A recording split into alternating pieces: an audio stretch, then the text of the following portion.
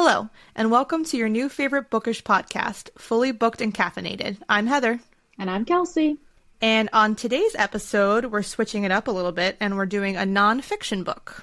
We are doing Cultish by Amanda Montell. So before we get into the book, we'll do our usual caffeinated spiel. So this morning, I went to Starbucks. I got myself a venti iced white chocolate mocha with oat milk, my go-to. It's delicious, and I love it so much. It just sounds so delicious. Yeah. You're wild at that venti, but... Yeah, but I did less shots espresso again because I'm pregnant. So you're balancing it out. Okay. Yeah. Okay.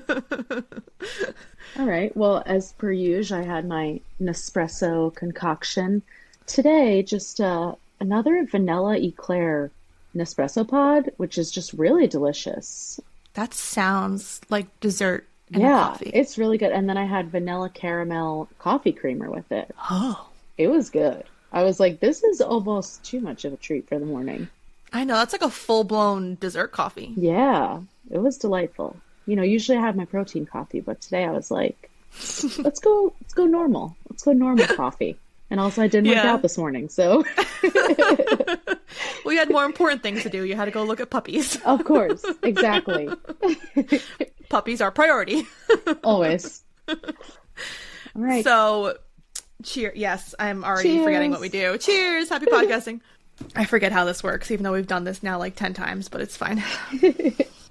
So, Amanda Montell is a writer, linguist, and podcast host living in Los Angeles, California. She's the author of 2 critically acclaimed nonfiction books, Cultish, the one we're talking about today, and Word Slut, a feminist guide to taking back the English language, which I also need to read ASAP. Sounds amazing. Seriously. That sounds great. And she is also a creator and host of the hit podcast Sounds Like a Cult. So we're going to take a break for a minute because I want to talk about this podcast. This is actually how I found out about this book. I stumbled upon this podcast. I think I saw an episode about the cult of Starbucks, and I was like, oh, I need to listen to this. And I also think someone had mentioned their podcast I had heard it on another podcast, and I wanted to check it out. And I introduced you to it. I introduced my husband to it. Mm-hmm. Everyone loves it now. Oh, yeah. I'm obsessed with it. It's one of my favorites now.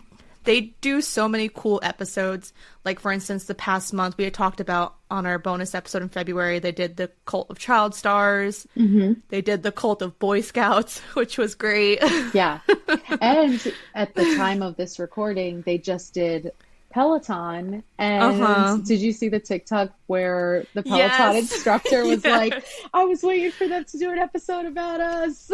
I know. And it's funny because eventually we talk about fitness cults in this episode. So I noticed that when I was listening to the episode this week. I'm like, this is actually really great timing. Yeah. Oh, yeah, definitely. And it's so funny because she was like, we're a live your life. Which I agree with that. But yeah, they do a thing at the end where is this like a live your life, watch your back, or get the fuck out. Get the fuck out. So they do really cool episodes. I know you've listened to a good chunk. You've listened to more than I have. Yeah. And I know there's a bunch that you really liked. Yeah. But they're great. So if you don't listen to them and you like the concept of this episode and learning about cults of different things, because it's not just normal cults. Like I said, they do all different kind of subjects. Yeah, because they do a mix of everyday cults like Peloton. Mm-hmm. But they've also done Teal Swan and, some of the darker cults too. So they do a mix of both of them, which is really cool. Yeah. And the other girl that is on the podcast with her, Issa Medina, she's a comedian. Mm-hmm. So they're just funny. Yeah. They're really funny. I like them a lot. So Heather, what is the most triggering episode of Sounds Like a Cult for you? The most triggering episode? Yes. Obviously, the cult of Apple. Personally attacked when I listened to that episode. Of course. And I told you, I was like, this is literally meant for me. And then when I told my husband, his immediate comment was, no, I listened to that. And I was like, this episode's about Heather. And I was like, yeah. I don't get all the Apple products. I don't have an iPad or anything, but I have the watch that I'm obsessed with. And I was the newest phone. I was legitimately upset when my husband switched to Samsung because now our bubbles are green, not blue. So Yeah, I don't know how you guys made it through that. I'm really proud of you I know, and then I for get into making it arguments. through. I get into arguments with our friends because they have Google phones. So I'm like, no, you have to use my phone to take a picture. Yeah, yeah. Because iPhone pictures are the best. So, Oh my gosh. yeah, personally triggered by the cult of Apple. I'm not gonna lie. Yeah. I was personally triggered by diet culture. Oh, that was a really good episode, though. Yeah, that was a rough one. I feel like I am not a part of that cult anymore. I have grown. I mean, But you used we to. all Yeah. are a little bit. Everybody is. Yeah, but it was just so interesting, especially looking at it from like having worked so hard to remove myself from it. It was very, very fascinating. So that one was triggering for sure. I know, because I remember when I first met you, you were super, super into keto. Yeah, yeah. LOL. No, you know, and this is the thing about, to go on like a little spiel about diet culture, but it's so prevalent, and people at some point in your life, you always get involved in it. And it's like, even seeing it in the different generations, like my mom is so affected by it, my sister is so affected by it, my aunt, like just seeing how much society, and especially now social media and all that stuff, just like literally reprograms our brains to be so obsessed, is just, well, it's cultish, but I know. that's the whole point. My mom wasn't crazy into diet culture. I mean, she was like in a slim fast and stuff when that was a thing. But I'll never forget my aunt at one point was like, well, if you lose weight, I'll buy you new clothes. Oh, like my the incentive, goodness. if I lost weight over the summer, my incentive would be new clothes for school. And as a kid, you're like, oh, whatever. But as an adult, I'm thinking back and I'm like, that's so fucked up. So fucked up. Like, why? Because I am a plus size teenager, I should lose weight so I can get new clothes. Yeah, like, what's the difference? Literally, here's your treat for doing what you're you're quote unquote supposed to do. I can't don't even. like I can go on a whole spiel about diet culture because same thing. You know, for me growing up being a larger girl, it's definitely affected me. And then for you with doing the things that you've dealt with, it's just it affects everyone in different ways. Oh, definitely. Yeah. We could do an entire podcast about diet culture. We could. Then I would just be angry and yelling the whole time. So I know. Anyways, listen to the podcast. Yeah. Listen to very that good. and let us know your thoughts. And let them know your thoughts too. Yes. I highly, highly recommend it. So Cultish was named a Best Book of 2021 by NPR. It was shortlisted for several prizes, including Goodreads Choice Awards and Get Abstract International Book Award, and it has been translated into 7 different languages. Oh, wow. That's pretty cool. Yeah. And I don't know if you know this, but it's currently in development for television. What? Yeah, so it's currently in development with Loveless Media and Topic Studios. So I don't know if they're going to do like a docu-series, if they're going to do something. I'm not sure what it's going to be, but it is in development for TV. Oh, that's really cool. I hope that they're the ones on. Well, I hope that, obviously, at least that Amanda Montell is on it, but it would be cool. Yeah, I'm sure she will. Yeah, that's pretty cool. I know. Curious to see the format that will take. Me too, and because I talk about it, but Amanda breaks down the book in parts. So my assumption would be maybe each episode would be a different part or how they would do it. But yeah, so I thought that was cool. That is cool. And she's currently working on a 3rd book. Okay. She's called it The Age of Magical Overthinking, Notes on Modern Irrationality. Wow, that sounds like it's going to be triggering too. Jesus. Personally attacked when I read that. I was like, oh great, I'm going to need that one ASAP. I'm sure that won't trigger my anxiety at all. No, I'm definitely, as I'm sure most people are, the queen of overthinking. Yeah, so that's a rough one. Okay. Second guessing. And so that I think will be, I'm really looking forward to that one. Yeah, definitely. I didn't know she was working on a new book. That's really cool. Either. I know. I went on her website to look this stuff up and I found all this out. I'm like, oh, this is really cool. Yeah. It's also cool if you listen to the podcast and then read this book that you kind of like read it in her voice, which I like. Yes, I agree with that. Yeah, I think listening to the podcast first and then discovering the book and then reading it, I totally read it in her tone and everything. Yeah, which was good because it's kind of written in like a familiar tone. You know what I mean? Yeah. Like the way she's written it. It's not like a normal nonfiction book, which is why we're covering it on this podcast. Exactly. Okay, so the description of Cultish on both Amanda's website and Goodreads was the same, so I was able to use it because, I like to check out my Goodreads just to make sure. Of course. But it was basically the same exact description. So the description of the book is, what makes cults so intriguing and frightening? What makes them powerful? The reason why so many of us binge Manson documentaries by the dozen and fall down rabbit holes researching suburban moms gone QAnon is because we're looking for a satisfying explanation for what causes people to join and more importantly stay in extreme groups. We secretly want to know, could it happen to me?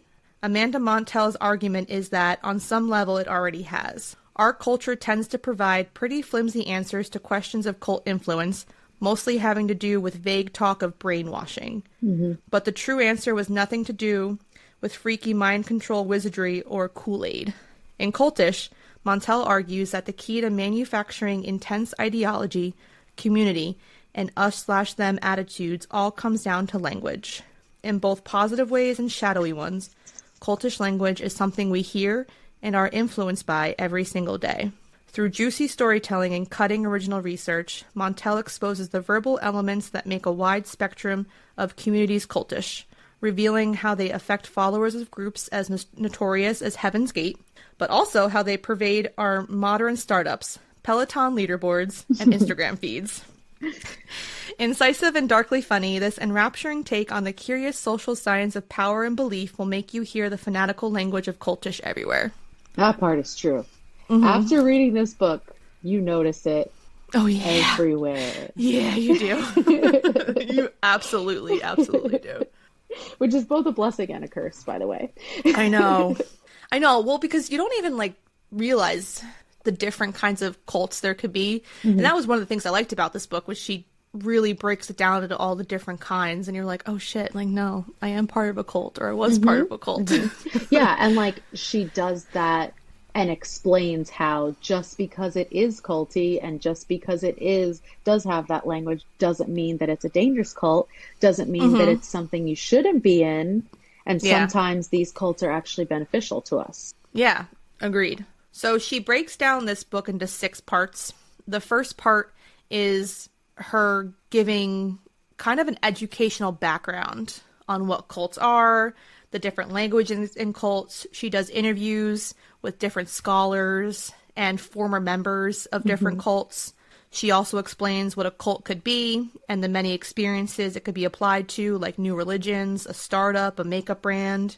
She mentions how language is a leader's charisma and it's what empowers them to create a mini-universe, a system of values and truths, and then compel their followers to heed its rules. There are certain cults that use foreign mantras or acronyms that play a small role in molding the experience. And I know that you had jotted down cult criteria, if you want to talk about that. Yeah.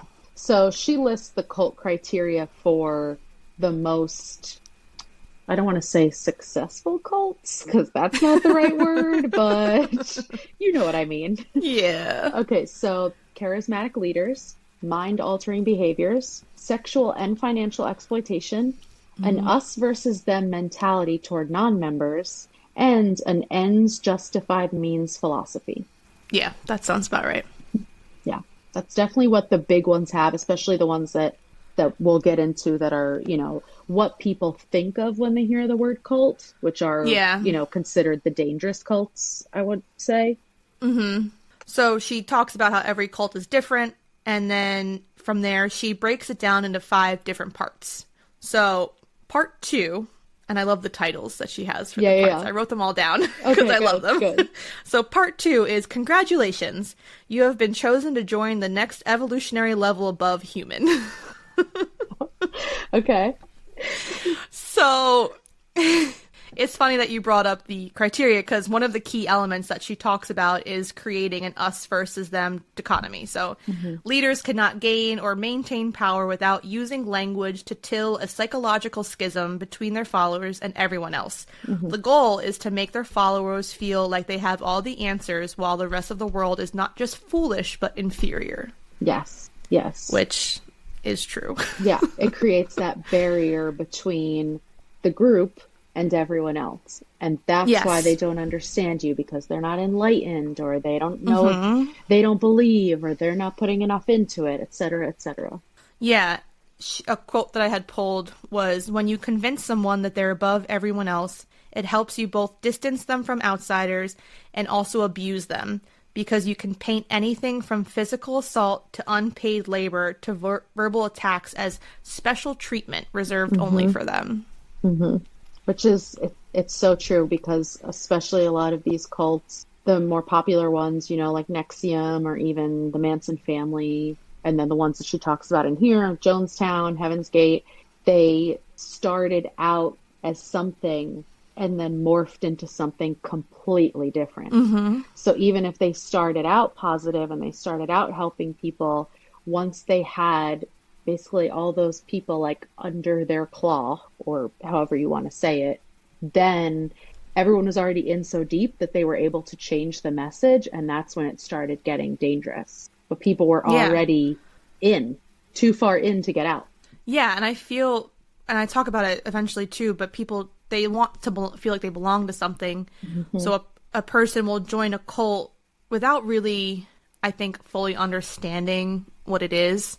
And they just become so enraptured in the world, and then they're okay with being, you know, verbally abused. Yeah. And berated and told that they're less than by their so-called leaders. And it's just crazy. Yeah, it's the same as like a toxic relationship. Yeah. Like everything is all rainbows and butterflies at the beginning, and then it just slowly gets worse and worse, but you keep clinging to the positives. So you keep clinging to, I found this sense of community, and there are certain things that I feel like are better in my life. And so you just kind of, I guess, rationalize that the good outweighs the bad.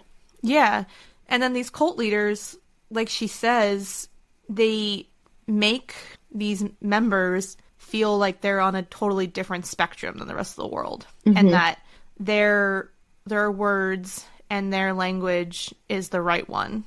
And what everyone else thinks is completely should be disregarded. And that we're all, you know, just people walking around not knowing what's really out there. Yeah, we're not enlightened enough.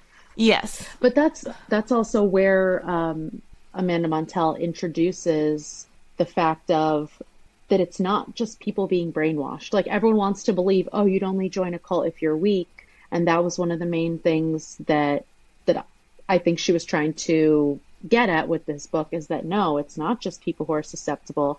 It's that these leaders are so charismatic and so persuasive and know exactly what to say, that, yeah, if you are looking for some type of meaning or some type of community, or you have even that small doubt in your mind, they completely feed off of it.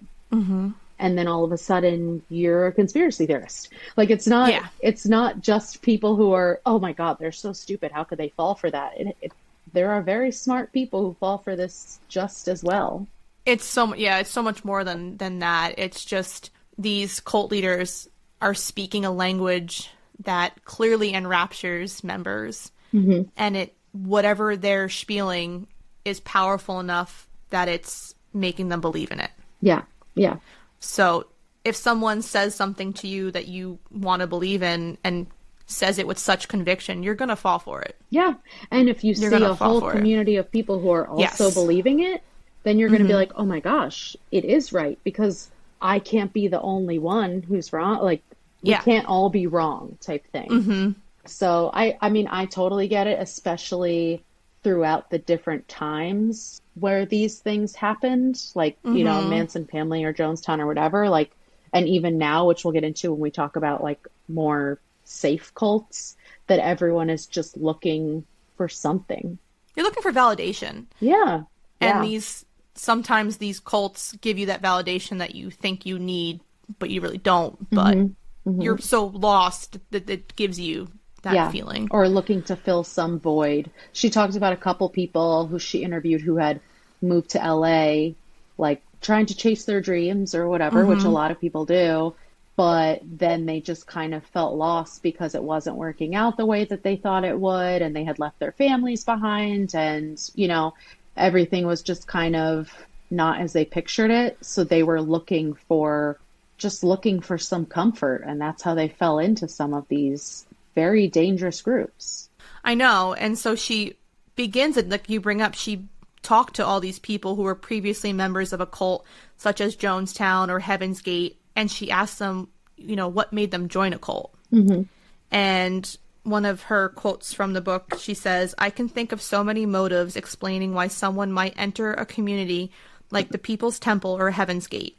Maybe it's because life is hard and they want to make it better, because someone promised they could help. Maybe they want their time on Earth to feel more meaningful. Maybe they're sick of feeling so alone. Maybe they want new friends, or a new family, or a change of scenery. Maybe someone they love is joining. Maybe everybody is joining. Maybe it just seems like an adventure." So there's multiple reasons. They're all valid reasons. They're all such valid reasons. And even, like, we'll probably get to it when we talk about the Scientology, but she didn't go too far into NXIVM, but I was always fascinated by NXIVM. I watched like a bunch of documentaries about it, because at first it was sold to people as like self-help classes, and like classes that they could sign up to take that were gonna improve their lives and improve their outlooks. And this is how they got all these not famous, okay, they're like B-list, but whatever, all these like actresses and actors to join, because they're like, oh, we have acting classes, we're going to improve your craft so that you can get more jobs and blah blah blah. So it's like they zeroed in on what all of these people were feeling. Oh, you need self-help? Great, we have a class for you. Oh, you want your acting career to take off? Great, we got a class for you. So it's all about personalizing it, making people feel special, and then you hook them in. Exactly. And obviously the cults like Heaven's Gate and Jonestown were very deadly. The end results were catastrophic. They were tragic. And she brings up how a majority leave before things get deadly, but the reasons some don't also sound familiar. So these are the reasons why, or reasons that are similar to why people might not leave a cult. So they're the same reasons you might put off unnecessary breakup, denial, listlessness, social stresses, fear they might seek revenge, lack of money, lack of outside support, doubt that you'll be able to find something better, and the sheer hope that your current situation will improve if only you hold on a few more months, commit a fraction more. Oh. Yeah. And she says, you know, irrationally, we tend to stay in negative situations, from crappy relationships to lousy investments to cults, telling ourselves that a win is just around the corner so we don't have to admit to ourselves that things just didn't work out and we should cut our losses. It's so true. And it's so applicable. Like, why do people gamble? Because they think that big win is right around the corner. It's coming. Why do people stay in shitty jobs? Because they think that promotion is right around the corner. Why do you stay in toxic relationships? Because you think that things are going to get better because they used to be good. And then she talks about, you know, like the money aspect. Some of these cults have taken all of your money. They've taken everything that you have. You've already alienated yourself from your family and your friends. Who can you're going to leave? Where are you going to go? You have no money. You have no one to go to. Exactly. The cult basically takes you and, like you said, sticks their claws in you, and it's impossible to get out. Some obviously are lucky enough and smart enough to get out, but a lot of the times when it comes to these deadly cults like Heaven's Gate and, oh my God, what was the one in Texas? I'm blanking. Pregnancy brain. Help me. It's just a great question that you're asking. Oh my God. I remember his name, but I know. They had like the standoff with the FBI for like 21 days or whatever it was. Oh my God. And you're going to say the name of it, and I'm going to literally scream. It's the Branch Davidians, and they were at Waco. Waco, Texas. Yes, thank you. Waco, Texas. You know, and what's crazy about Heaven's Gate, and another language thing that she had talked about in the book, is that, you know, they came up with, nobody's name was their real name in the cult. Once you joined, you got a new name, and they believed in a higher power, a different life. And I remember when we did our book club on this book, and you had brought up, you know, the little money in their pockets. The whole money. Okay. Yeah. Heaven's Gate, I know that it's horrible, and they all committed mass suicide, but the fact that they put toll money in their pockets, I thought that that was very nice. That they weren't just going to blow through that toll booth. They were like, we're going to pay our toll to get to the alien realm. I don't know. Heaven's Gate is the one I can't really see how people are in, but that's how strong language can change your whole outlook on life. Right. That Marshall Applewhite was able to convince these people that there was another world and that they were all good enough to travel to get there, and that in order to get there they had to do X, Y, and Z, and these people believed it. They bought alien abduction insurance. Like, they literally believed it. So it's point also is a sign of the times too, because this was, you know, years ago when I feel like aliens were more prevalent. Like, I feel like more people were more curious about aliens and that type of thing. Yeah. You know what I mean? So it just goes to show that while people might seem for us hearing about this, we can't believe that someone would believe in it. Right. But when you think about what those people must have been going through in their own lives to stumble across this cult, and then this cult was the answer that they thought they were looking for. Yeah. Yeah. And so they looked around and saw all these other people just like them, believing the same things as them, willing to go to the same lengths as them. Mm-hmm. I get it. I mean, it's also the whole like sheep mentality, which sounds so negative, but it is, or mob mentality, where, you know, all the people around you are doing the same thing. Of course, your mind is going to rationalize that it's the right thing, or that it's okay, or whatever, you know? Yeah. So part 3 is probably the one that I have the most information on, because there was a lot. And I know that part 3 was your favorite. So part 3 is called... Favorite? You know what I mean. So part 3, her title for this was Even You Can Learn to Speak in Tongues. Ugh. So she starts off part 3 about her experience with Scientology. So basically, her and a friend were just on the streets in, I guess, LA. Yeah. I'm pretty sure. Yeah, LA. And random people just came up to them and was like, do you want to take this personality test? And they're like, sure. And so they actually made them go to the Scientology headquarters. And which is wild. You could just walk right in there. And then once they got there, they were immediately separated. So one mentor took her friend, one took Amanda, and then they made them like sit through this movie about Scientology and then asked them all these questions afterward. And luckily they didn't fall for it. But again, you can hear how persuasive they were trying to be, like, oh, we can help you change your life with this low fee of whatever it is. You know, we'll give you the courses to help you become your best version of yourself. And it's just crazy. Yeah. That there's people out there. Started as a self-help thing too. Yeah. But that's what we were saying earlier, like the people who are susceptible to that, who may move to LA and feel lost, or even who might be like, oh, my favorite celebrity is into Scientology. Why shouldn't I be? Maybe I can be successful like them if I'm into Scientology. That's a big deal, because there are some very outspoken celebrities who are Scientologists. Tom Cruise. To name one, yeah. John Travolta. Isn't Beyonce a Scientologist? Yeah. That's news to me if she is. I'm sorry, allegedly. I thought she was just the Illuminati. Isn't she? I thought she was part of the Illuminati.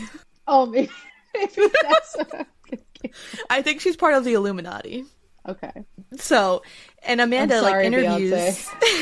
Beyonce. Amanda interviews a former member of Scientology, and she tells her how she basically put her entire life savings into this program because, again, Scientology gives you these courses, and in order to move up the ranks in their program, each course, of course, gets exponentially more expensive. So while she was maybe only putting out a couple $100 the first few months, if she wanted to be considered a higher rank, she had to take more courses.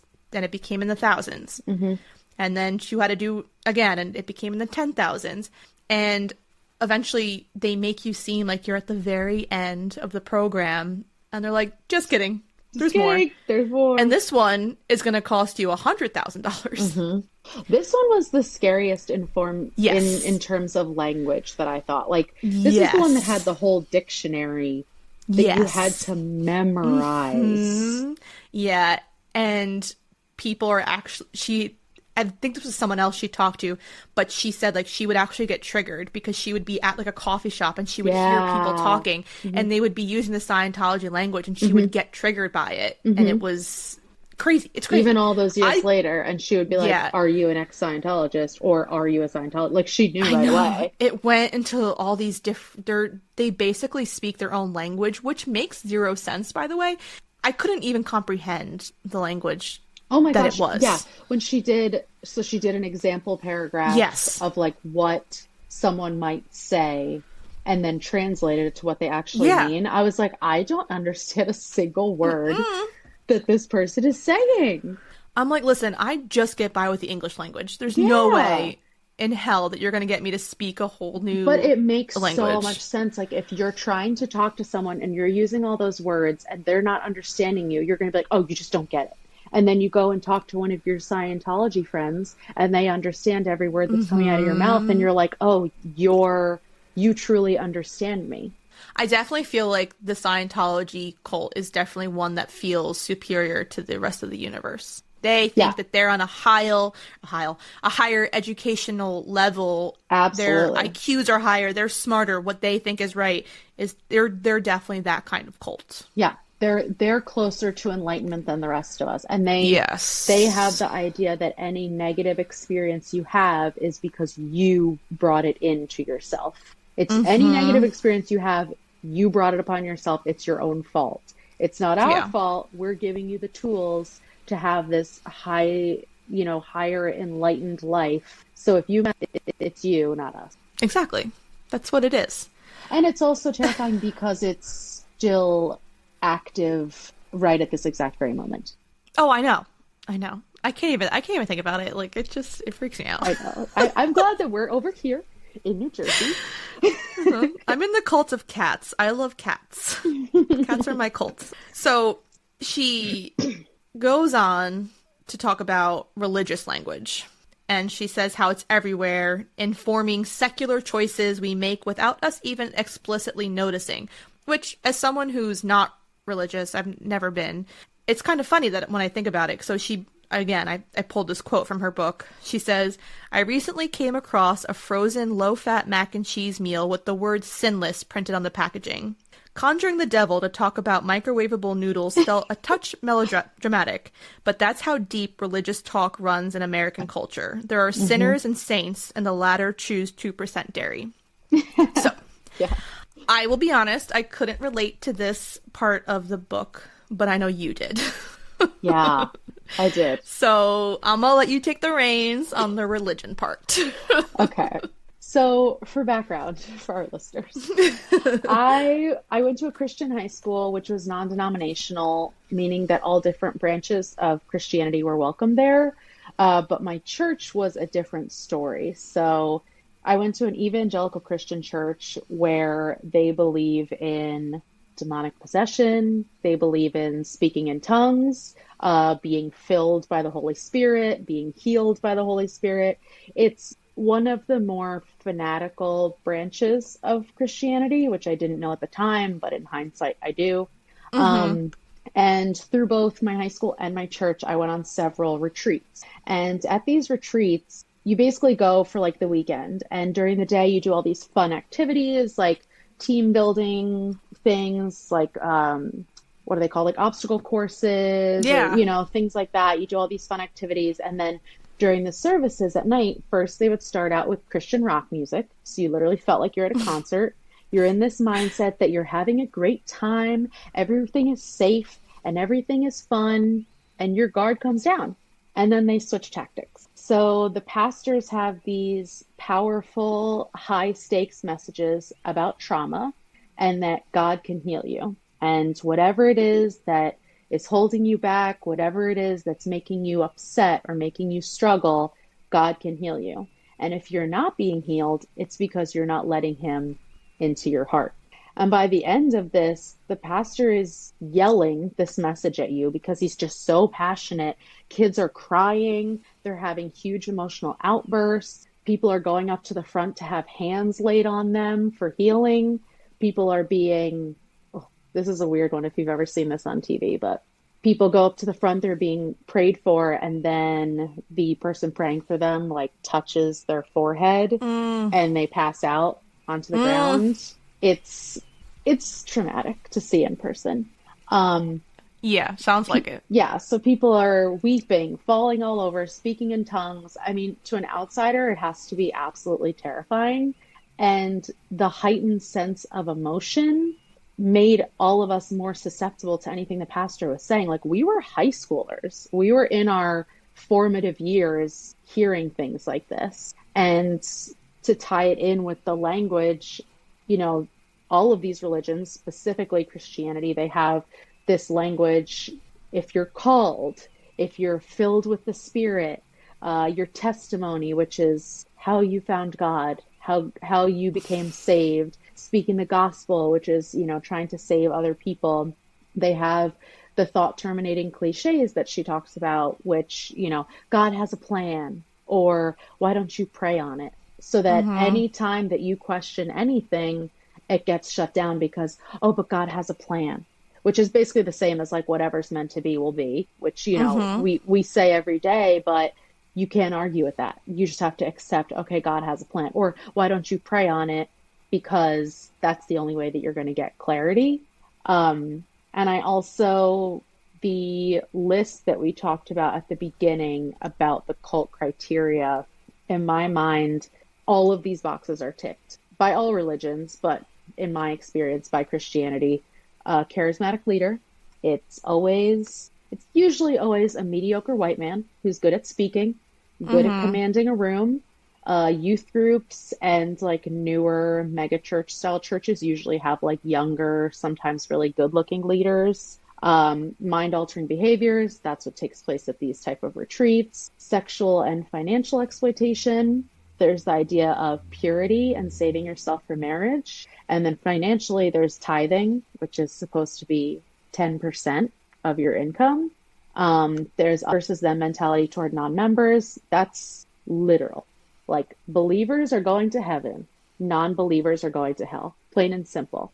And even further than that, non-believers will attempt to tempt you or sway you in your beliefs, but that's just the devil. That's just the devil trying to work on you. And lastly, the ends justify the means. Everything they're doing, whether it's isolating non-believers or removing yourself from people and activities that are considered sinful, it's all worth it because in the end, you're going to go to heaven and there's your payoff and you don't even need toll money. You just have to, you know, give them your income. Oh, yeah. Yeah, at least 10%. And if we're talking about the prosperity gospel, it's even more than that. But ooh, yeah. Yeah, that's a lot. Yeah. That's a lot. And it's something that a lot of millennials, I think, can relate to, especially, she talks about it at some points in the book, like, because some of us did grow up with religion and no longer are religious, but we are still spiritual. And we are looking for something to fill that void that religion used to fill. I think that's 100% true. Yeah. Yeah, but I'm fine. I'm totally fine. Can't you tell? It's fine. I go to therapy, guys. Oh, so that's our religious portion. Yes. So she goes on to talk about gaslighting, which I thought was also very interesting. Mm-hmm. So she talks about when language works to make you question your own perceptions, whether at work or at church, that's a form of gaslighting. So she brings up how the first time she came across the term gaslighting was in the context of abusive romantic partners, which I'm sure you and I can attest to experiencing with either ourselves or seeing it in our other friends' relationships. Absolutely, yeah. She continues by saying that it shows up in larger scale relationships too, like those between bosses and their employees, politicians and their supporters, spiritual leaders and their devotees. There you go. And, gaslighting is a way of psychologically manipulating someone such that they doubt their own reality as a way to gain and maintain control. So sometimes gaslighters aren't 100% aware that what they're doing is manipulative. However, in cultish scenarios, it is often a deliberate method of undermining the fundamentals of truth, so followers will come to depend wholly on the leader for what to believe. Right. I definitely think that is 100% true, that sometimes they don't even know what they're doing. Like they're not doing that specifically. They're just being persuasive. But in that being persuasive, they are gaslighting people into believing exactly what they want them to believe. Exactly. This is their gospel and you're going to believe it. Whether you want to or not, you're going to believe it. Yeah. And if you question it, then everything gets turned around on you and you start second guessing yourself. I know. And you don't even realize it, because when I think of the word gaslight, I think of personal relationships. I don't think outside of the box. I'm always, just because I've seen friends in relationships where they're definitely 100% being gaslighted. I've seen it in familial relationships where you're being gaslighted. Yep. But when you think of it outside of that and on the full spectrum, it's crazy, because every day gaslighting is happening without you even realizing it too. It is true. Without you even realizing it, you're being gaslighted. The media. Yes. The media telling us what to think. Yes. Are you kidding? Yeah. 100%. When it comes to, politics, it's the same thing. Republicans believe their way, Democrats believe their way, and if you don't believe, they try to force you to listen to what they have to say. And it's like, abortion, same thing. It's just people are just completely gaslighting you all the time about real life things, and you don't even realize it until you actually sit back and take in what you're hearing. Yeah. And it's like, in those cases, the stakes are so much higher. Like in an issue like abortion, this is literal people's lives at stake. And I'm not talking about babies. I'm talking about women who get pregnant. Yeah. Like, this is literally their health and safety at risk. And it comes down to arguing about what you're supposed to believe. It's scary, honestly. It is. And so thinking about the term gaslight, it really makes you just ruminate on how wild gaslighting actually is. But fun fact, I didn't know this, she talks about where the term gaslight originates, which was super fun. So not that it's super fun, gaslighting's not fun. But the thing, and of course, I swear to God, my husband is just full of useless knowledge all the time. And we were talking about how I'm recording the podcast today, and we were talking about gaslighting. And I was like, do you know where it originated from? And of course he did. Of course he did. He just knew. First he was like, well, it was a movie, right? And I was like, no, it was a play. And then it was a movie. But so the term originates from a 1938 British play of the same name, in which an abusive husband convinces his wife she's gone mad. He does this in part by dimming the gas lights in their house and insisting that she's delusional every time she points out the change. Oh my gosh. Isn't that crazy? About that. That's so crazy, because it's such a common trope. Like, a man convincing a woman that she's descending into madness. But also, that's so specific. And then it just stuck. Wow. Wow. Who came up with that concept? They definitely didn't think that we'd still be using that word. Oh, no. And overusing that word, to be fair. Yeah. Because, to be honest, I think people take the word gaslight and they wrongly label it to situations. Yeah. Yeah. I mean, there are definitely, obviously, degrees to it. Yes. But people use it as a blanket term anytime someone is in a questionable relationship or a relationship where the balance of power is in question. Agreed. So that was gaslighting. So that was cool. That was fun. Yeah. So one cult that I had never heard of, or I may have, and I just didn't remember, and I was reading about it, and it just blows my mind. So I learned about the Children of God. Oh, yeah. So in 1968, David Berg founded a group initially called Teens for Christ, which at first consisted of young runaways and hippies. The church then evolved into the Children of God, which believed in group living and melded worship of Jesus Christ with a 60 eras free love and preached a fairly standard cult leader prophecy that basically the apocalypse was coming and it was coming soon. So, as I was researching this cult, Joaquin Phoenix and Rose McGowan were part of it in their childhood. Yes. Which is wild to me. I knew about Joaquin Phoenix, but I did not know about Rose McGowan. Yes, Rose McGowan, her family was also... Both their families left the cult once it got too wild. Wow. But, so, obviously, this is the part that got me. That the Children of God is perhaps best known for its troubling convolution of Christianity, love, and sex. As part of his dogma, Berg decreed that an adult male follower was welcome to have sex with anyone, even underage girls. A rule he christened the Law of Love. Love. That's exactly what it is. Not done. The Children of God was also infamous for its signature practice of flirty fishing. Innocent sounding, flirty fishing could be the name of an iPhone game. Instead, it was a mandate that female members recruit men into the fold by seducing them with sex. That's one language to use. As if it wasn't problematic enough, the fact that it was underage girls and that they were required to say yes to these men if they decided, you're the one I want to have sex with today. And that basically the man was right and they could have their pick of the litter. Oh, absolutely. Then it wouldn't matter. Oh, so gross. Okay. But the flirty fishing is what got me. Yeah. I was like, this dude is literally sending out women to lure men in with sex.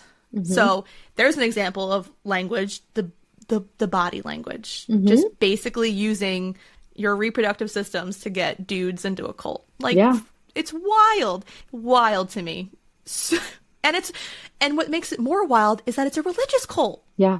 It's a religious cult, and you're using sex to get people into it. And that just proves that that's why there are so many millions of different types of religions, because you can make up whatever the fuck you want. You can literally make up whatever you want.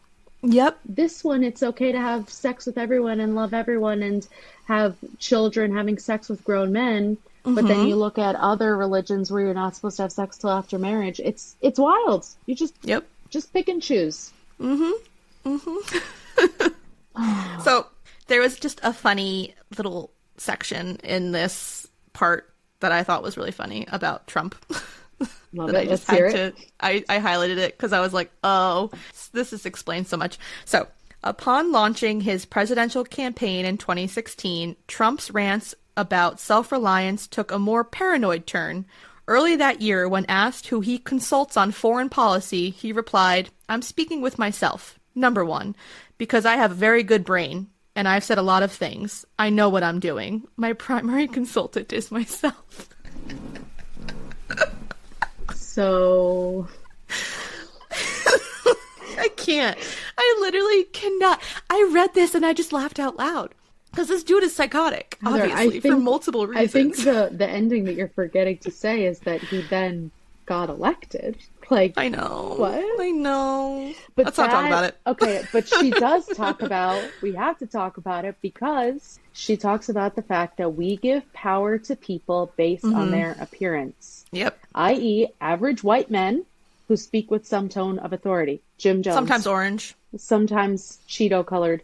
Jim Jones, Marshall Applewhite, Ted Bundy, Charles Manson, Donald Trump. Like, we just expect that what they're saying is right because of how they appear and because they speak with some type of... I mean, freaking Hitler, for Christ's sake. Like, oh, I know. Like, just because they're good speakers and just because they're convincing, we don't doubt a thing that they say. And then if we do start to doubt them, they gaslight us. So there's no getting out. I don't think you could clump Donald Trump in good speakers, though. Okay, you shouldn't. Fair point. You shouldn't, but yet people believed his gospel. He consults himself for his and he is his primary. He is his primary consultant. He has a very good brain. Don't forget that Donald Trump has a very good brain. He has a very good brain.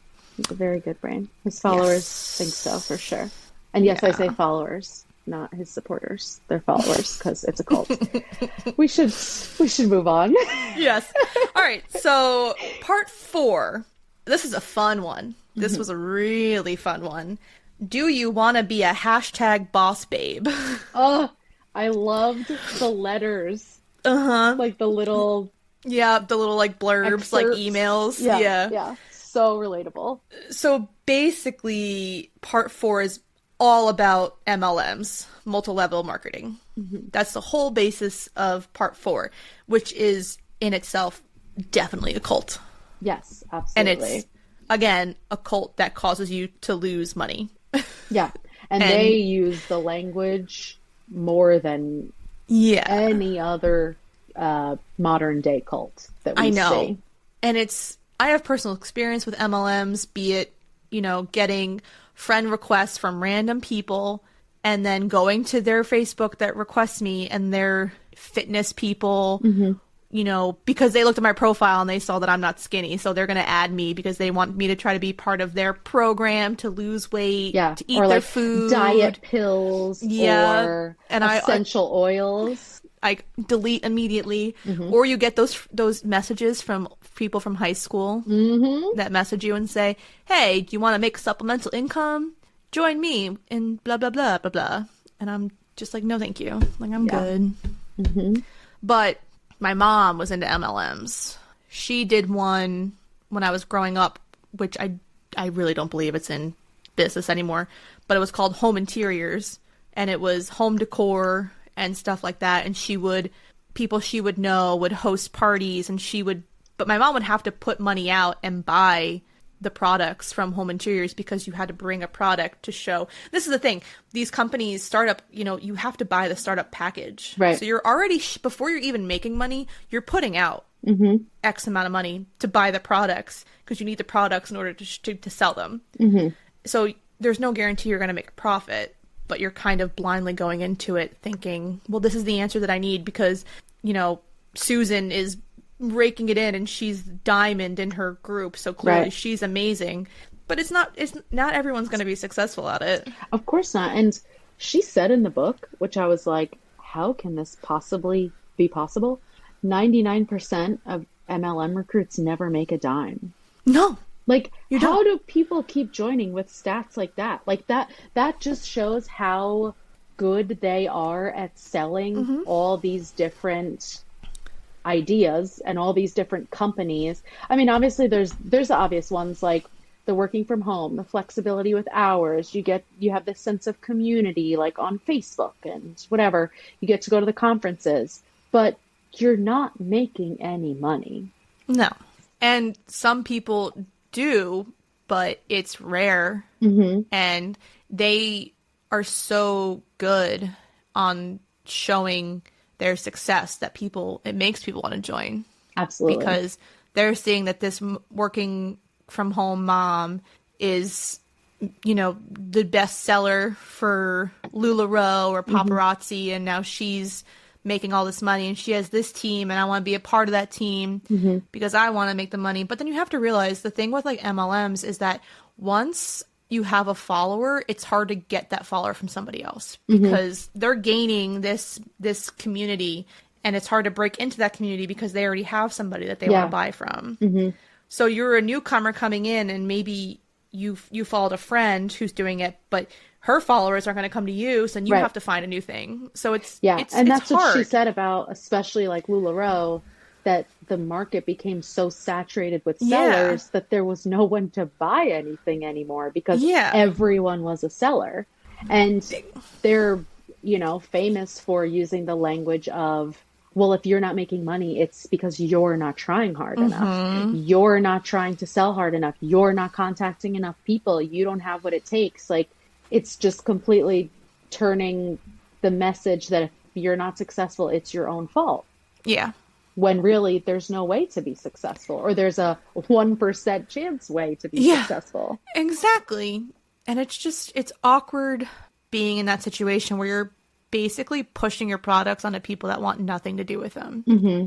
It's like the same thing, like when you're walking through the mall and the kiosk people are like, oh, try this lotion, try this. And you're just like, no, like I don't. And then they push you and they try to make you do it. And it's just and like, you're trying to be polite. Yeah. Like respect my space. I said, no, I'm not interested. Thank you. Yeah. But that's kind of what it is with MLMs. They just constantly push and it's worse because sometimes it's your family or your friends or people you used to know. So you're trying to be polite and you think maybe I'll give them a chance or whatever. But then once you realize what it is, you're like, how do I say no without being a total dick? I know. And then there's also those situations now where people are MLMs, but they market as something else. Mm-hmm. Like, I know somebody that has a like health smoothie shop, but it's just Herbalife. Yeah. They're using Herbalife products and selling it off like it's their own shake. And that's so wrong on so many levels. And has to be illegal. Like, yeah. And I hadn't known that she was a Herbalife seller. I saw her shop first because she had told us about it. And I was like, oh, like we would love to come check that out. And then I go to her Facebook and I see that she's like an Herbalife seller. And I was like, oh, no, thank you. Because your teas and your juices and your shakes that you're selling, they're not actually a health product that you created. It's something that's from another company that's problematic in itself. Like, I'm good. Yeah. So they're masking their product as something else. And it's just so crazy. Yeah. And she talks about I don't know if you have this to talk about the system 1 and system 2 thinking. Go ahead. About like why we don't immediately reject these things sometimes. So like our system 1 thinking is quick, intuitive, and automatic. It's like your gut reaction to something, the first thing you think. And your system 2 thinking is slower, deliberate, and more rational. So sometimes if your system 1 thinking takes over too quickly, then you get absorbed in these things before your rational mind can say, wait a minute, you know that this isn't a good idea. You know that this doesn't make financial sense. You know that what they're saying can't be real. Just because they're saying it in such a relatable way doesn't mean that it's what it actually is, you know? So I thought that was pretty cool. Yeah. And again, it's similar in the sense of Scientology that these people are putting so much money into this MLM because they think that because the people that are promoting this product are making you believe that if you work hard and you do everything you're supposed to do, you're going to make triple what you're putting out. You're going to be able to live on it's just, so these people fall for it. And then they're putting all this money into a product. And then what happens is they fail, which is common. And now you're left with all this product that you bought that you can't get rid of. You're buying all this makeup, all this jewelry, all this supplements, essential oils. You're buying all of this stuff and you can't get rid of it now. Yeah. So you put all this money into something with no return. Yeah.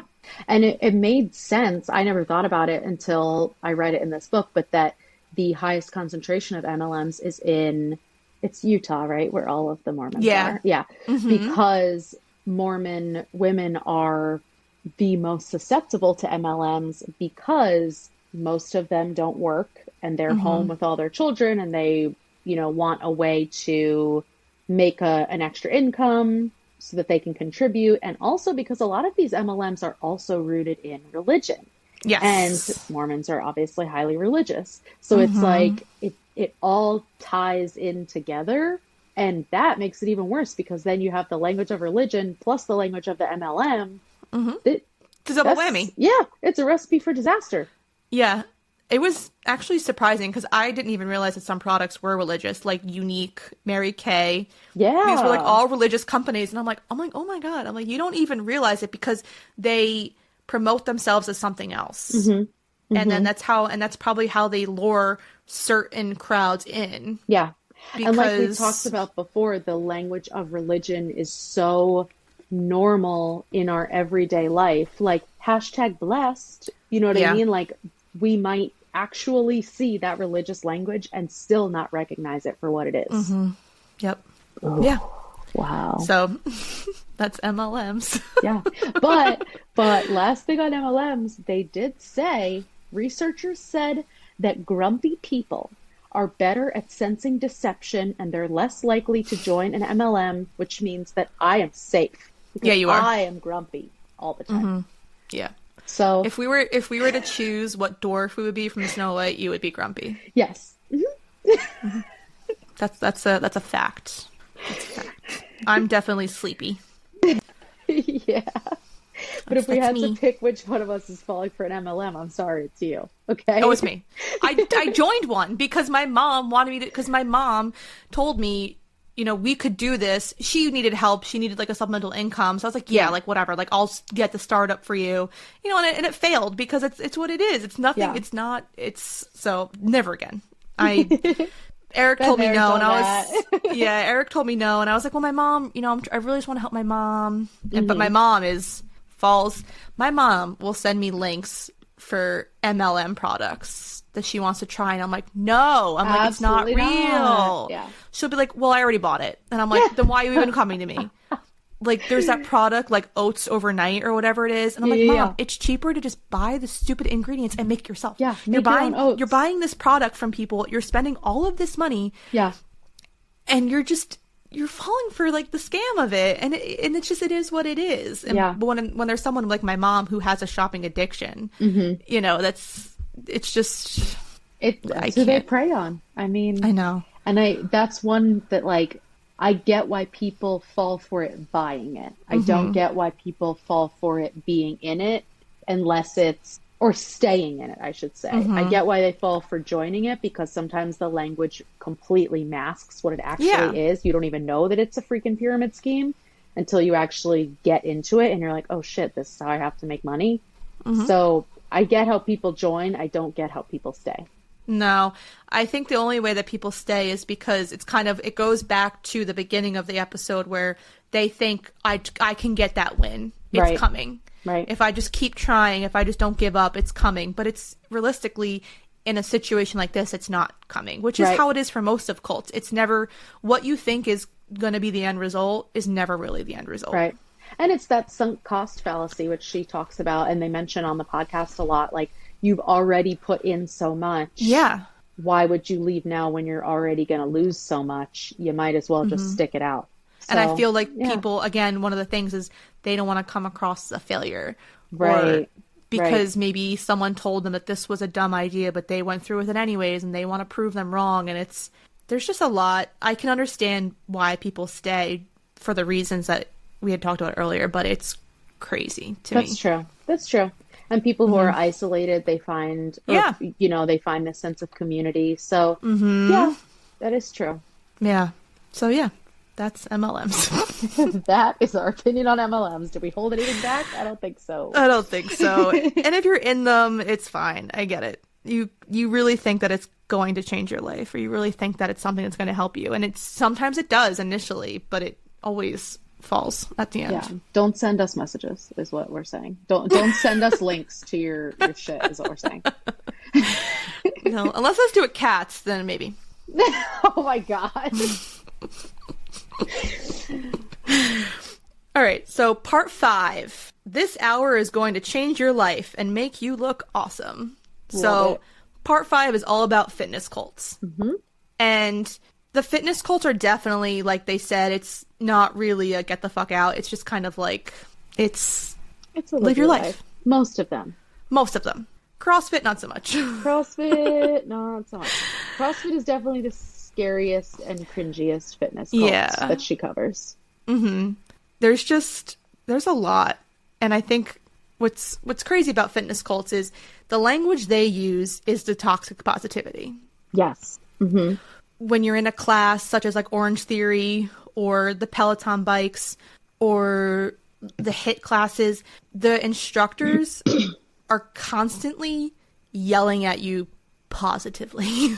Yeah. Oh, absolutely. And if you achieve this goal, then you get to be part of this club. And then if you achieve this many goals, you get to be part of this club. So you're constantly trying to like pull yourself up in rank just to feel like you're a part of something. And it's also scientifically, exercise releases endorphins in your brain. It makes you less stressed out. It makes you happier. all of these things. So after an exercise class, you are obviously going to be at your most susceptible because you're going to feel amazing. You're going to feel like you just accomplished something. And then you're realizing like, oh, wait, this is the thing that I'm linking to that great feeling. I need to keep that great feeling. So they're also preying on not just the community or the positivity or the need for people to, like you talked about diet culture. I feel like they've gotten better in the past few years. Instead of just talking about getting fit, it's more about getting healthy. Yeah. But still, they're preying on all of that. And it's like, of course, you're going to want to keep doing this thing that makes you feel awesome. And then they add that sense of community on top of that. And you're like, okay, this is a place where I could really fit in, where I could really have this feeling all the time. Yeah. But then the issue you get to is that you have these fitness communities like CrossFit, or I can't think of another one right now, but they push you to a point of no return. And they push you to a point because they're like deliberately trying to hurt people. Yeah. And they know they're doing it. Yes, 1000%. They're pushing you to physically harm yourself. Their problematic racist former leader. Oh, I have founder, a quote on that. Yeah. We'll get... Soul Cycle is another one that has had, I think they're the one that had all those sexual abuse allegations and demeaning members and stuff. And it's just like, you're taking that vulnerability of people who are trying to better themselves and exploiting it. And she brought up excess idealism, which is the conviction that the group and everything associated with it can accomplish more than it really can. So basically convincing you that that hour on your spin bike is going to change your life, when really all it is just going to lead you towards a healthier lifestyle. It's not going to make all your problems go away. It's not going to change your outlook on life, or, you know what I mean? No, and it's another money-hungry scheme. Right. Because these things are expensive as shit. They're expensive. You have, like, what is it, Club Pilates. You have all these Bars, clubs. CKO, it's just... Yeah. And they make you pay this astronomical fee to start, and then if you try to cancel, there's a cancellation fee, and if you want to do all these classes, and it's just they're preying on people that want to change their life. Maybe they want to be healthier, or they want to lose weight, but then it's just so toxic in the community. And just the fitness community is probably one of the most toxic communities I've ever seen. Yeah, because you're constantly comparing yourself to other people. 1000%. You're constantly feeling inferior. Your friend can bench 100 pounds. You can only bench 50. You're trying to get to that point, and then you end up hurting yourself because you're trying to be better. You're trying to be the same. And these classes, a lot of them don't give you the ability to go at your own pace, or they don't give you the ability to do it how you want to do it, or do it to a point. I've taken classes where they literally push you. If you can't do more than this, they make you finish it out, or they make you do it. And it's like, I can only maybe you feel stupid if you aren't doing it. Exactly. Maybe I can only do 10 minutes of this. I can't do 25. And you yelling at me saying I can do it, I could do it. I can't. Like, I'm going to hurt myself trying to do something because you think I can do it. My body is my body. Your body is your body. They're two different things. So this fitness cult, some are good. Like I took spin, and my spin teacher was amazing. She was good, and she would say, go at your own pace. If you can't do it, don't feel pressure. But you have these instructors who push you so hard. And make you feel inferior and make you feel not good enough, or that you shouldn't be in this class because you can't complete it how they're completing it. Yeah. And then you even look at the fitness influencers. Yes. Who, I mean, I am a part of the fitness cult. Not a specific one. I don't do group classes, but I see how problematic some of these influencers are when, you're scrolling through Instagram or TikTok and they're giving all this health advice, and like they're not registered dietitians, they're not nutritionists, and people aren't going to research what they said and make sure that it's scientifically backed. Mm-hmm. They're just going to hear, oh, I should eat 1,200 calories a day to lose weight. I'm going to do that. Like, no, you shouldn't. That's not healthy.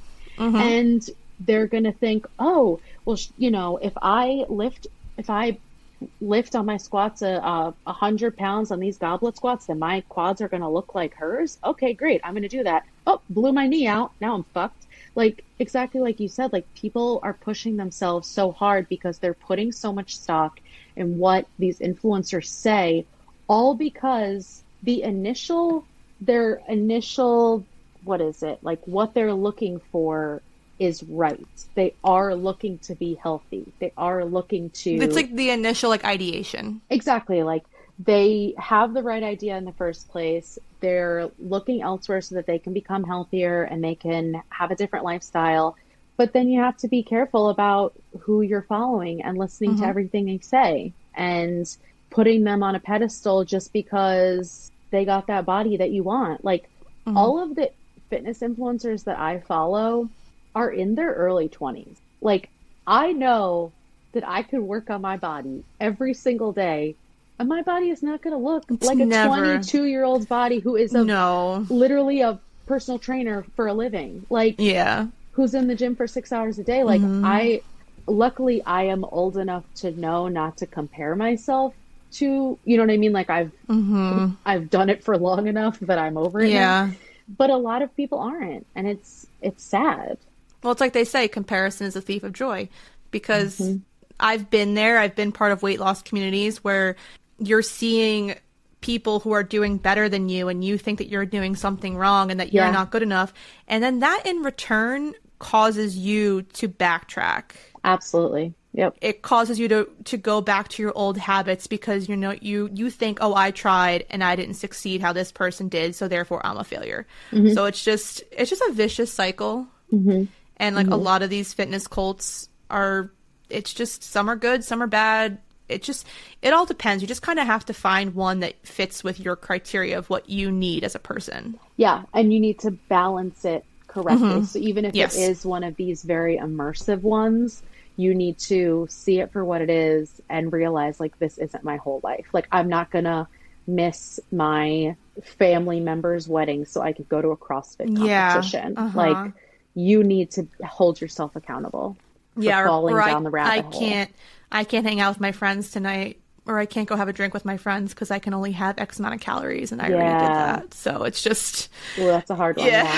Yeah. So we had talked about the problematic CrossFit, and I saved that quote because it was... Please, let's do it. All right. For years, CrossFit HQ denied any suggestion that its culture was unwelcoming to Black members. But during the Black Lives Matter protest in June 2020, Greg Glassman shot off a series of racist emails and tweets.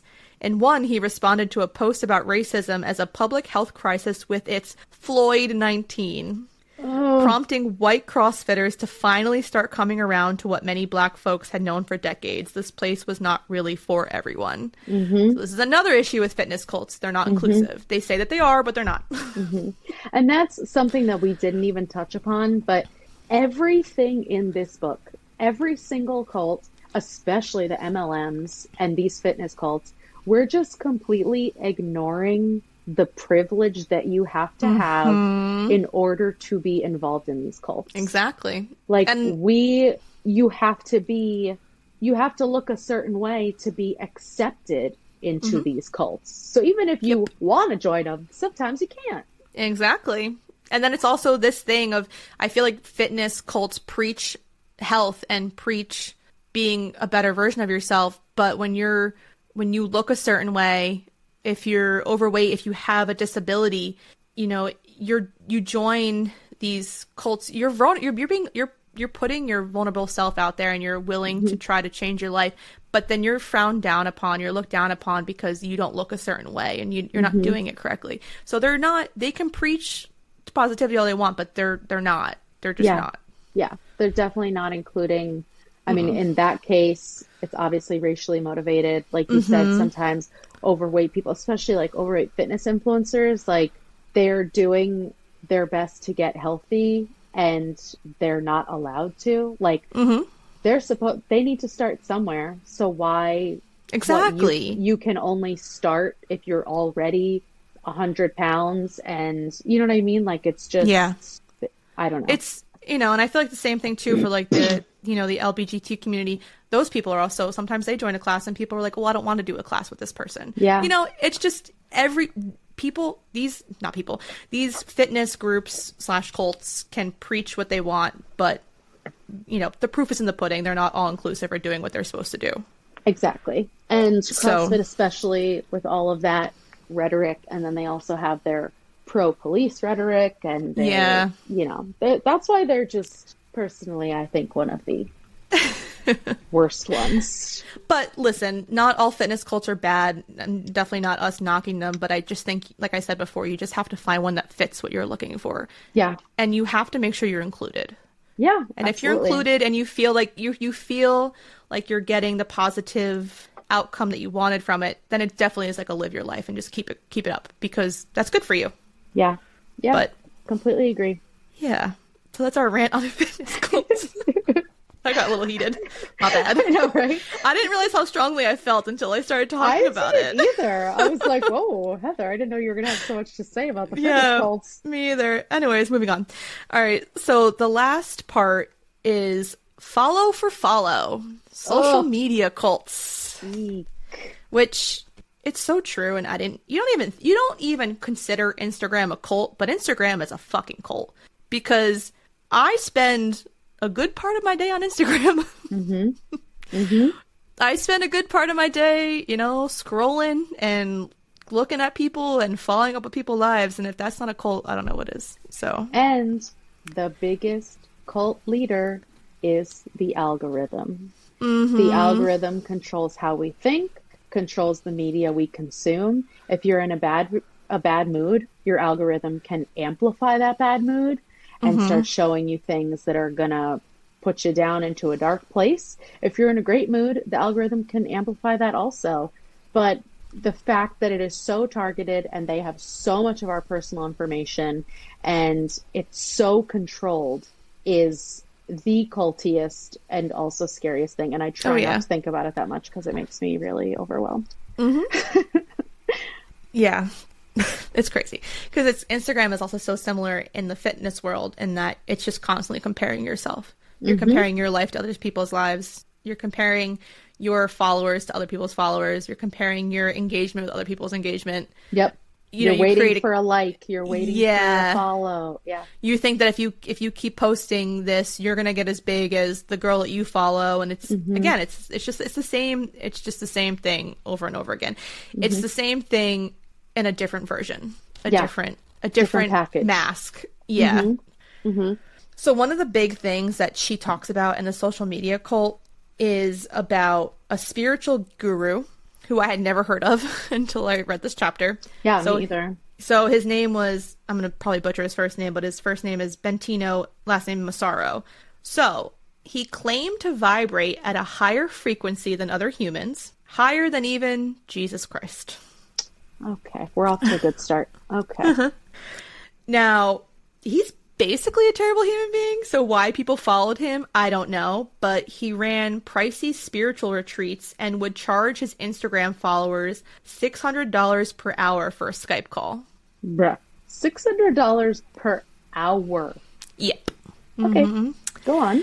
He would gaslight his followers and speak to them with verbal aggression, shouting and cursing and saying, I can scream at you all freely, because he thinks verbal abuse is a necessary part of the spiritual path and that questioning it simply reflects the lowly human's limited and opinionated mind. God, if that's not an example of the language of a cult leader. Literally, I can say whatever the fuck I want, and you're still going to give me money. You're still going to show up to my retreat. You're still going to pay to see what this is all about. Yeah. So I just want to give a trigger warning because the next few minutes of this podcast we're gonna discuss suicide. So if you want to go forward 5 minutes or so, please feel free. I don't want to say something that will trigger anybody. So as with Teal Swan, which you can talk about her if you'd like, Massaro's videos also promote unsafe messaging about suicide. He says, "Don't fear death, be excited about it. Looking forward to death makes you truly come alive. Wake up to something important. Otherwise, kill yourself." So. Okay. Yep. And this man is obviously successful enough to be running retreats and stuff, which is so terrifying. Mm-hmm. And that's how I feel about Teal Swan too. Like we talked about, we give people the authority that we think they deserve. Teal Swan is the same in that she has this motherly, nurturing voice. Mm-hmm. She's an attractive woman, attractive white woman, of course. And she also, her cult, her following has also been attributed as a suicide cult, because she says things like suicide is a reset. Yeah. And it's just so scary because that is such a trigger for people. And she's done that whole thing where, I can't remember the exact term for it, but where they like basically rig the search results. So if people are searching in Google, like, why do I feel so alone? Or searching things basically insinuating that they're ready to end their life, her videos will pop up and his videos will pop up, like YouTube videos of them talking. And if you're already in that fragile mental state, then that's something that's either going to make you or break you. You're either going to cling to what they're saying, or you're going to say, you know what, they're right. I should just do what I was already ready to do. And it's like romanticizing suicide. Exactly. And it's horrible. Like even I remember when 13 Reasons Why came out, the Netflix version, not the book, and suicide among teens spiked, like because they were allegedly romanticizing suicide and feeding off of mental states of depressed teens who didn't necessarily know how to deal with it. And it's just, it's very scary because especially on Instagram and YouTube and, you know, all of those social media platforms, the people that they're targeting are younger and sometimes don't know how to deal with those type of emotions, don't know, you know, aren't supported enough to go to therapy or to be on medication, et cetera, et cetera. So of course they're going to think that if I can just watch these YouTube videos and I'll be fixed, then I'm just going to watch these YouTube videos. Exactly. And then next thing you know, you're in a cult. Exactly. And so he did these like Sedona retreats in Arizona, and he did one. And on the 6th day of one, an attendee named Brent Wilkins, who followed Massaro devotedly for years, broke away from the group, got into his car, drove to a nearby bridge, and jumped, ending his life. So detectives showed up at Massaro's residence to confront him about his questionable suicidal messaging, but no charges were ever brought against him because you can't prove that he caused this guy to commit suicide. Yeah. So But it's the power of words. It's like she even talks about the Michelle Carter case. Yeah. About how she was convicted of, you know, talking her boyfriend into committing suicide. Completing suicide. She interviews this someone who was close with Brent, and then so this woman, Lynn Perry, says, who was an ex-Massaro loyalist, said, "I guess this is what a lot of people do on the internet. They put out a perfect persona, and without meaning to, they make other people feel like they're not good enough. And for people like Brent, for many of us really, it's just too much for the spirit to handle." Oh, it's so sad. It's so sad because it's so true and such a relatable statement, and you could see why someone would fall for that. Yeah, it's unfortunate, obviously, and these Instagram has its pros, but it definitely has its cons. Yeah, a lot of it's not even just Instagram, Facebook too, Twitter, any social media app is just, it can really bring someone to the point where they have to feel like they have to take certain measurements. Yeah, because. And she also, sorry, go ahead. Okay.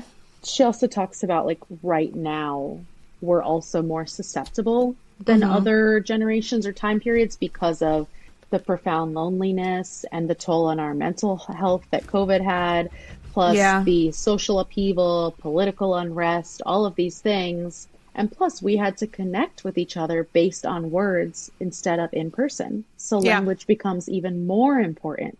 It does. So that's why social media is even scarier now than it ever has been in the past. So, listen, social media can be fun sometimes, but again, you kind of have to use it in spurts. Yeah, follow us on Instagram and TikTok. Yes, but ours is good. Our social media is positive social media. It's true. It's true. We're promoting our podcast, and we want you all to love us forever and join our cult. Oh, God. Yes. So, it was a good book. Mm-hmm. I liked it. It was very informative. It's hard to actually rate a book, so we're not really going to rate the concept of the book or what was written, because it's a nonfiction book. It was written, it was research, it was stuff that was done. Mm-hmm. So it's more of like the feeling the book gave you, the way that if you like the message of it, mm-hmm. if it resonated with you, that's kind of how I'm basing my rating on it. Okay. So my rating is out of how many sips of Kool-Aid? It was Flavor Aid, Heather. It's Flavor Aid. I'm going Kool-Aid because that's what people say nowadays. It's the Kool-Aid. So I took 4 out of 5 sips. Okay. I really liked it. It was good. It's just, I think that she did a great job with her research, and she did a great job explaining the language of the different cults, and it was very informative, and I really appreciated her humor too, to mm-hmm. something so serious.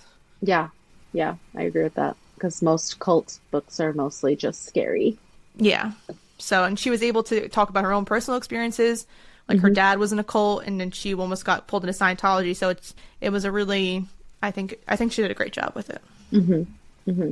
I don't know if 4 sips is enough to kill you, but I also took 4 sips of Kool-Aid. I thought it was super interesting. I wish there was actually more language association. Yes. I thought like it was a little too anecdotal for me. I know that she did that to keep it interesting and to break mm-hmm. it up and stuff, but in those anecdotes, I wish that she inserted the language association in there. I also am really happy that even though you told me about the podcast first and then we read the book, it's still like they go hand in hand to me. So I think I'm, rating it highly because of that too. Because I find, even after this conversation, I feel like I like it even more than I did right after I read it, because so much of it resonates with me, and I see all of this cultish language every single day. Like, and mm-hmm. I understand more now why people join cults. Like, we're all looking for community and identity and purpose and belonging.